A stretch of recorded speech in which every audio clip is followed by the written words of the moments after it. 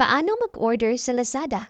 Gamit ang iyong mobile phone, buksan ang Lazada app at mag-login. Kapag nasa homepage na, pindutin ang search bar at ilagay ang pangalan ng item na gustong i-order.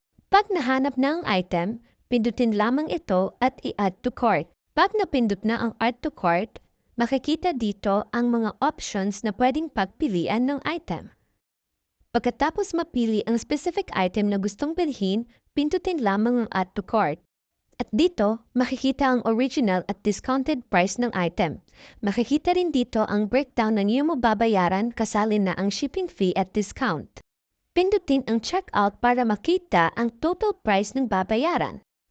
Dito sa checkout page, makikita ang delivery option at ang payment methods.